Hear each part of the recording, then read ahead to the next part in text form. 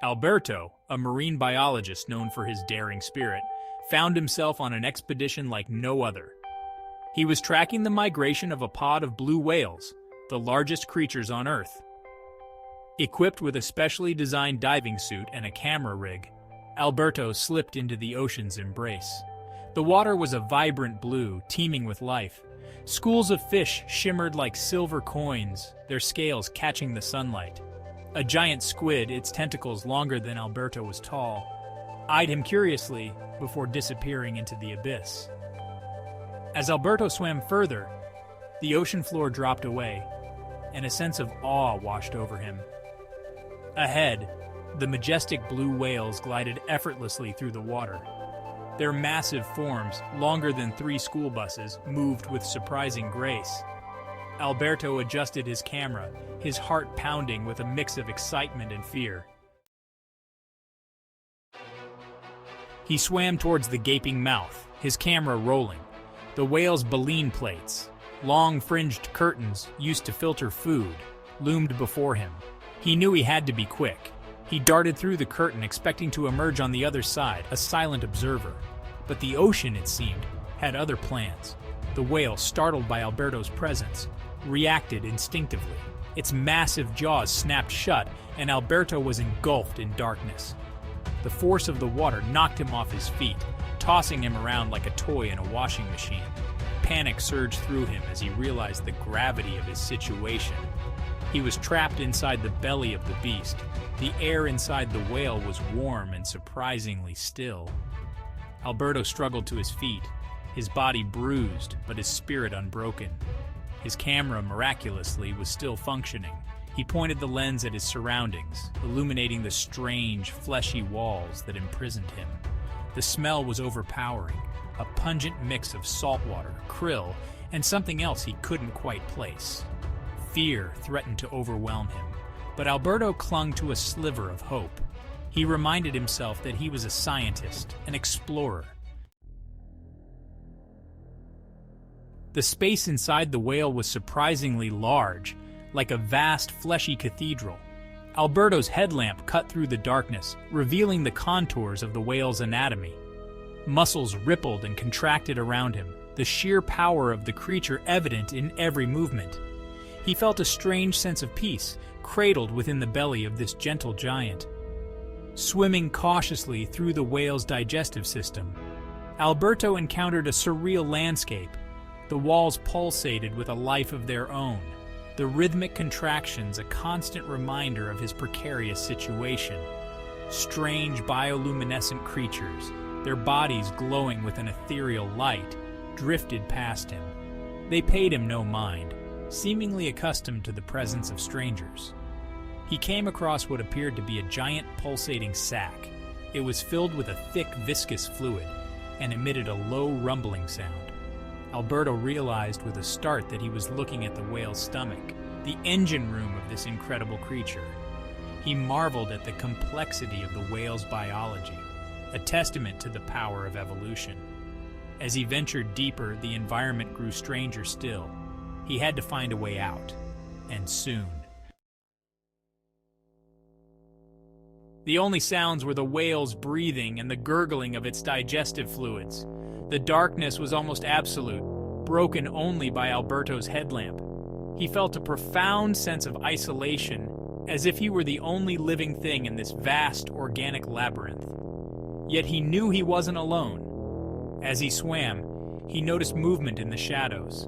Schools of small, translucent fish darted past him, their bodies barely visible in the dim light. Larger creatures, their silhouettes barely discernible, lurked at the edge of his vision. They seemed to be feeding on the krill and other organisms that shared this strange ecosystem.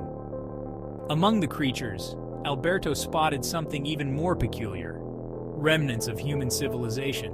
A tattered fishing net, its nylon strands coated in algae, drifted past him. A plastic bottle, its label faded and illegible, bobbed in the water nearby. These stark reminders of human impact on the ocean filled Alberto with a sense of sadness. Alberto examined the skeletal remains with a scientist's eye. He recognized the delicate bones of lanternfish, their tiny bodies once glowing with bioluminescence. He saw the larger skeletons of squid, their beaks still sharp despite the corrosive environment. Each bone told a story, a silent testament to the diversity of life in the ocean depths. Among the bones, Alberto spotted something that made his heart race. It was a human skull, its empty sockets staring back at him through the gloom. The skull was old, covered in barnacles and coral growth, but unmistakably human. Had someone else shared his fate, swallowed whole by this behemoth of the deep? He carefully placed the skull in his specimen bag, a chilling souvenir of his journey. The encounter with the human remains filled him with a renewed sense of urgency. He had to escape this whale's stomach, not only for his own survival, but to share the story of this incredible place. As Alberto drew closer, the light grew stronger. It emanated from a pile of objects, reflecting his headlamp's beam. He recognized the glint of gold, the sparkle of jewels. It was a treasure chest, old and encrusted with barnacles, but still remarkably intact. Had this whale swallowed a pirate ship, its precious cargo now resting within its belly? He swam towards the chest, his heart pounding with excitement and trepidation. He carefully pried it open, his breath catching in his throat as he peeked inside. The chest was filled with gold coins, silver goblets, and precious gems, their colors dazzling in the darkness. It was a king's ransom, a lost treasure from a bygone era. But Alberto's elation was short-lived. He noticed that his headlamp was growing dimmer, its battery slowly draining. He realized with a jolt that time was running out. He had to find a way out of the whale, and soon, or he would be trapped forever, entombed with this forgotten treasure. He closed the chest, his mind racing. The whale, which had been gliding peacefully through the ocean depths, suddenly lurched. Alberto was thrown off balance, his body colliding with the fleshy walls of the whale's stomach. He looked around, his heart pounding, trying to understand what was happening. The whale's movements became more erratic, its muscles contracting and relaxing in an unpredictable rhythm. The bioluminescent creatures that had seemed so peaceful before now darted around in a frenzy, their lights flashing frantically. The water temperature fluctuated wildly, from comfortably warm to unbearably hot, as if the whale's internal thermostat had gone haywire. Alberto realized with a growing sense of dread that something was terribly wrong. He clung to a cluster of fish bones, his body buffeted by the whale's violent movements. He tried to contact his research team on the surface using his communicator, but the signal was blocked by the whale's massive body. Alberto felt a rhythmic thumping, a deep, resonant sound that vibrated through his entire body. It was the whale's heartbeat, slow and powerful, like a drumbeat from the depths of the ocean. The sound was both awe-inspiring and terrifying, a reminder of the immense power of the creature that held his life in the balance. As he listened to the heartbeat, Alberto noticed something peculiar. The rhythm was off, irregular, as if the whale were struggling to breathe. He remembered reading about whales suffering from decompression sickness, a condition caused by surfacing too quickly from deep dives. Could this be what was happening?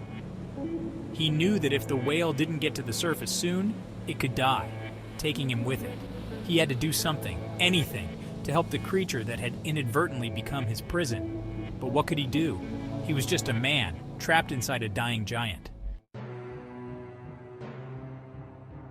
With renewed determination, Alberto pushed himself away from the bones and swam towards the treasure chest. He grabbed the heavy chest, its weight pulling at his muscles, and began dragging it across the whale's stomach lining. He scraped the chest against the fleshy walls, creating a grating, echoing sound that reverberated through the whale's body. He repeated the action again and again, his arms burning with exhaustion, his hope dwindling with each passing moment. He didn't know if the sound would be loud enough to reach the outside world, if any other creatures could even hear it. He could only hope that his efforts wouldn't be in vain. Just when he was about to give up, he felt a shift in the water current. A deep rumbling sound echoed through the whale's body, a sound that was both familiar and terrifying. It was another whale call, closer this time, answering the distress signal he had inadvertently created. A shadow, even larger than the first, loomed outside the whale's translucent belly. The first whale, sensing the presence of its companion, surged upwards, its powerful tail propelling it towards the surface. Alberto was thrown against the whale's stomach lining, his body battered but his spirit soaring. He could see the light filtering through the whale's skin, a beacon of hope in the darkness. With a final surge, the whale breached the surface of the water, its massive body crashing through the waves. Alberto, caught in the torrent, was thrown free, spewing out of the whale's blowhole in a geyser of water and krill. He landed in the ocean with a thud, gasping for breath, his body aching, his mind reeling from the experience. He looked up to see the two whales circling each other, their calls a chorus of relief and celebration. They had saved him, these gentle giants of the deep, these magnificent creatures he had dedicated his life to studying. He had been given a second chance, a chance to share his story, a story that defied belief. As he clung to a piece of driftwood, watching the whales disappear into the vastness of the ocean, Alberto reflected on his experience.